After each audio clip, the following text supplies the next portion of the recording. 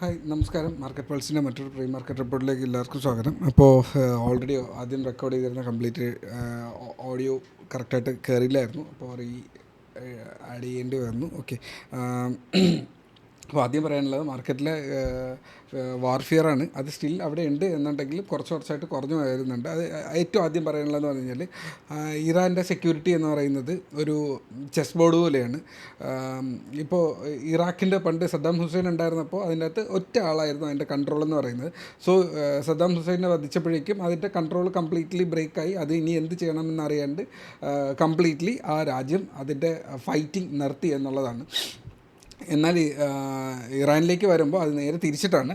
അവിടെ ആയത്തുള്ള ഖമീനി മരിക്കുന്ന സമയത്ത് അവിടെ ഒരു മൊസൈക്ക് സിസ്റ്റം എന്ന് പറഞ്ഞിട്ട് സംഭവമുണ്ട്.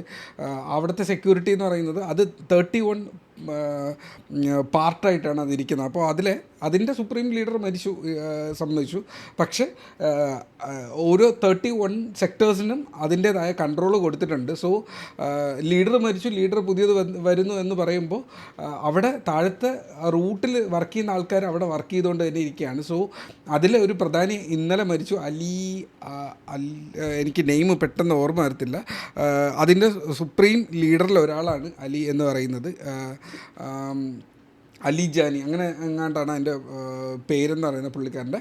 അപ്പോൾ പുള്ളിക്കാരൻ അവിടുത്തെ ഫാദർ ഓഫ് ഇറാൻ സെക്യൂരിറ്റി എന്നുള്ള ഒരു അതിൻ്റെ ഏറ്റവും കീനായിട്ടുള്ള ഒരു വ്യക്തിയായിരുന്നു. പുള്ളിക്കാരൻ മരണപ്പെട്ടു. സ്റ്റിൽ ഈ 31 സെക്ടേഴ്സ് വർക്ക് ചെയ്യുന്നു എന്നുള്ളതാണ് അവിടുത്തെ സിറ്റുവേഷൻ. സോ അത് വളരെ ടഫായിട്ടുള്ള ഒരു സിറ്റുവേഷനാണ്. പിന്നെ ട്രംപ് ബാക്കിയുള്ള അലൈസിനോട് സ്വന്തം നമ്മുടെ കൂടെ കൂടാൻ വേണ്ടി പറഞ്ഞപ്പോഴും അത് നോ എന്നുള്ളൊരു സിറ്റുവേഷനിലാണ് നിൽക്കുന്നത്. അത് പുള്ളിക്കാരനെ ഭയങ്കര ഫ്രസ്ട്രേഷൻ ഉണ്ടാക്കുന്നുണ്ട്. ശരി, അതവിടെ നിൽക്കട്ടെ. നമ്മുടെ മാർക്കറ്റിലേക്ക് വന്നു കഴിഞ്ഞാൽ മാർക്കറ്റിൻ്റെ സപ്പോർട്ട് ഹിറ്റ് ചെയ്തിട്ട് അതുപോലെ തിരിച്ച് ബൗൺസ് ചെയ്തിട്ടുണ്ടായിരുന്നു. 23,000 ഹിറ്റ് ചെയ്തിട്ട് അത് തിരിച്ച് ബൗൺസ് ചെയ്ത് 22,960 ആയിരുന്നു. ഓൾമോസ്റ്റ് 958 വരെ പോയിട്ട് തിരിച്ചത് ബൗൺസ് ചെയ്തതിന് ശേഷം നമ്മുടെ സേഫ് ഏരിയയ്ക്ക് മേളിൽ വന്നപ്പോൾ 23,240, 350 മേളിൽ വന്നപ്പോഴേക്കും നമുക്ക് അവിടെ ഒരു ട്രേഡിംഗ് ഐഡിയ അവിടെ ഷെയർ ചെയ്തിട്ടുണ്ടായിരുന്നു. അത് ഞാൻ പേഴ്സണലി ട്രേഡ് ചെയ്തു. അതിനുശേഷം ഇന്നലെ ഞാൻ കുറച്ച് ലെവൽസ് ഷെയർ ചെയ്തിട്ടുണ്ടായിരുന്നു. ആ ലെവൽസ് ഇന്നലെ വളരെ പെർഫെക്റ്റായിട്ട് വർക്ക് ചെയ്തു. ഞാൻ ആ ഒരു ട്രാവലിനിടയിലും അങ്ങനെ ഒരു വീഡിയോ ഷെയർ ചെയ്യുമ്പോൾ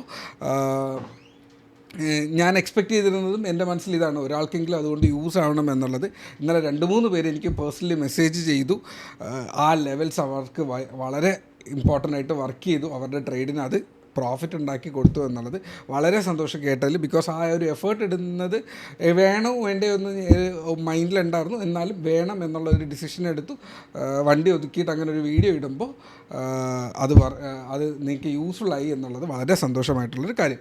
ഓക്കെ, അപ്പോൾ ഇന്നത്തെ നമ്മുടെ ലെവലിലേക്ക് വന്നു കഴിഞ്ഞാൽ കൃത്യമായിട്ട് ഞാൻ ഇന്നത്തെ ലെവൽസ് കൃത്യമായിട്ട് പറഞ്ഞു തരാം. അതിന് അനുസരിച്ചിട്ട് നിങ്ങളുടെ ഡിസിഷൻ സെറ്റ് ചെയ്യുക. മാർക്കറ്റിൻ്റെ ഏറ്റവും ഇമ്പോർട്ടൻ്റ് ആയിട്ടുള്ള സപ്പോർട്ട് ഓർ റെസിസ്റ്റൻസ് ഏരിയ ഏതാണ്? 23,600, 660 മാർക്കറ്റ് ഇന്ന് ഓപ്പൺ ചെയ്യാൻ സാധ്യത. കുറച്ച് താഴെ പ്രോഫിറ്റ് ബുക്ക് വന്നെങ്കിലും തിരിച്ച് ഓപ്പൺ ചെയ്യുന്ന ഒരു 600 മേളിൽ ഓപ്പൺ ചെയ്യാനുള്ള സാധ്യതയുണ്ട്. ഈ 600 നിന്ന് മേളിലോട്ട് കയറി പോകാനുള്ള സാധ്യത ഉണ്ട്. വെയിറ്റ് ചെയ്യുക. നല്ലൊരു മൊമെൻറ്റം കിട്ടുവാണെങ്കിൽ 660, 720 കഴിഞ്ഞ് കഴിഞ്ഞാൽ കുറച്ചുകൂടെ നല്ലൊരു മൊമെൻറ്റം കിട്ടും. ബിക്കോസ് ഇന്നലത്തെ ഹൈയും ബ്രേക്ക് ചെയ്ത് അത് കയറി പോവുകയാണ്. അപ്പോൾ 720 മേളിൽ 800, 880, 960 എന്നിങ്ങനെ മെയിൻ ലൈൻസ് അവിടെ ഉണ്ട്. താഴേക്ക് നോക്കിയാൽ ഈ 520 നിന്നാണ് ഇന്നലെ സപ്പോർട്ട് നിന്നിട്ടാണ് അത് കയറി വരുന്നത്. അപ്പോൾ ആ 520 അവിടെ ഇമ്പോർട്ടൻ്റ് ആണ്. അതുപോലെ 440 വളരെ ഇമ്പോർട്ടൻ്റ് ആണ്. അതിന് താഴെ 350 ഉണ്ട്, വേണ്ട, അത് വരാനുള്ള സാധ്യത തീരെ കുറവാണ്. സോ ഈ ഒരു ലെവൽസ് നോക്കിയിട്ട് നിങ്ങളുടെ ട്രേഡ് പ്ലാൻ ചെയ്യുക. ബ്രന്റ് ക്രൂഡ് ഓയിൽ 103 രൂപയിലേക്ക് എത്തിയിട്ടുണ്ട്. പക്ഷേ അത് ഗുഡാണ്.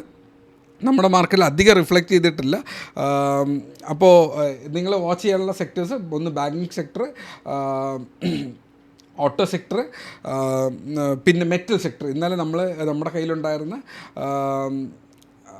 സെയിൽ പോലുള്ള സ്റ്റോക്സ് നമ്മുടെ ഗ്രൂപ്പിനകത്ത് ഷെയർ ചെയ്തിരുന്നു. സ്റ്റീൽ സെക്ടർ സ്റ്റോക്സ് അത് അവിടെ മൂവ് ചെയ്തു. ഹിൻഡാൽകോ മൂവ് ചെയ്തു. അത് ഗ്രൂപ്പിനകത്ത് നമ്മൾ കഴിഞ്ഞ സ്വിംഗ് പൊസിഷനിൽ മാർക്കറ്റ് വീഴുന്നതിന് മുന്നത്തെ സ്വിംഗ് പൊസിഷനിൽ പറഞ്ഞതാണ്. ഞാനും എടുത്ത് വെച്ചിരുന്നത് എനിക്ക് ചെറിയൊരു ലോസിലായിരുന്നു. എനിക്കത് പ്രോഫിറ്റിലായിരുന്നു. എന്നാൽ ലോസിലുണ്ടായിരുന്ന ലാർസൺ ആൻഡ് ടൂബ്രോ പിന്നെ മീഷോ 2 സ്റ്റോക്സ് എനിക്ക് ലോസ് വന്നു. ഈ ഫോളിൽ ലോസ് വന്നതാണ്. അപ്പോൾ അതിൻ്റെ പകുതി ഞാൻ ഒഴിവാക്കിയിട്ടുണ്ടായിരുന്നു ബൈയിങ് പ്രൈസിൻ്റെ തൊട്ട് താഴെ. ബാക്കി പകുതി അവിടെ ഉണ്ടായിരുന്നു. അത് ഒറ്റയടിക്ക് തിരിച്ച് കയറി വന്നിട്ടുണ്ട്, അതിന് നിങ്ങൾക്ക് വാച്ച് ചെയ്യുക എന്നുള്ളതാണ്. അപ്പോൾ ആ 2 സ്റ്റോക്സ് സ്വിങ്ങിനെ നിങ്ങൾക്ക് പരിഗണിക്കുക എന്നുള്ളതാണ്. ബട്ട് സ്ഥിരമായിട്ട് പറയുന്നത് പോലെ ഇതൊരു ഐഡിയ ഷെയറിംഗ് ആണ്, നിങ്ങളുടെ മാത്രം ഡിസിഷനാണ്, നിങ്ങൾ മാത്രമാണ് അതിൻ്റെ ഡിസിഷൻ എടുക്കാനുള്ളത്. അതും ഞാൻ എപ്പോഴും പറയാറുണ്ട്, ഞാനൊരു 20,000 ഓരോ സ്റ്റോക്കിലും ഞാൻ ഇൻവെസ്റ്റ് ചെയ്യുക. അതുപോലത്തെ മൾട്ടിപ്പിൾ ആയിട്ടുള്ള 10-12 സ്റ്റോക്ക് അവിടെ ഉണ്ടാവും. ഈ 20,000 ഈ വാർഫിയർ വരുമ്പോഴേക്കും ഞാനവിടെ ഡിപ്ലോയ് ചെയ്യുക 10,000 രൂപയ്ക്കായിരിക്കാം.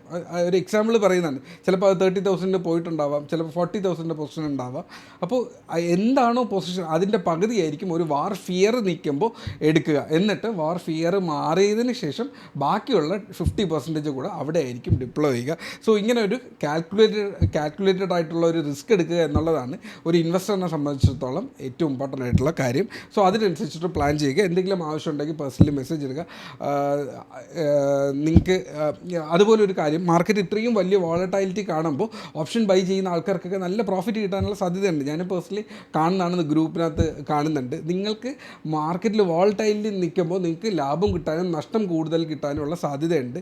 അതുപോലെ മാർക്കറ്റ് ഫ്ലാറ്റ് ആകുമ്പോൾ ഓപ്ഷൻ ബയ്യറിന് നഷ്ടം വരാനുള്ള ഭയങ്കര സാധ്യതയുണ്ട്. സോ ലാഭം കിട്ടുന്ന ഒരു കാലത്ത് നിങ്ങൾ അതിൻ്റെ ഒരു ശതമാനം നിങ്ങളുടെ ബെറ്റർമെൻറ്റിനായിട്ട് നിങ്ങൾ പഠിക്കാൻ വേണ്ടിയിട്ട് മാറ്റി വയ്ക്കുക. എന്നിട്ട് അത് നിങ്ങളുടെ ക്വാളിറ്റി മാറ്റുമ്പോഴേക്കും അടുത്ത വരും എത്രയോ വർഷങ്ങളിലേക്ക് നല്ല മാർക്കറ്റിൻ്റെ ഫോളും മാർക്കറ്റിൻ്റെ ഹൈയും കിട്ടുമ്പോൾ നമുക്കതിൽ നിന്ന് ക്വാളിറ്റി ആയിട്ടുള്ളൊരു സ്വയം ട്രേഡ് ചെയ്യാൻ, ഇപ്പോൾ ഞാനിപ്പോൾ ഈ ലെവലിൽ ഷെയർ ചെയ്യുന്നെങ്കിൽ നിങ്ങൾക്ക് തന്നെ സ്വയം ഈ ലെവലുകൾ കണ്ടെത്താനുള്ള ക്വാളിറ്റിയിലേക്ക് എത്തുക എന്നുള്ളതാണ്.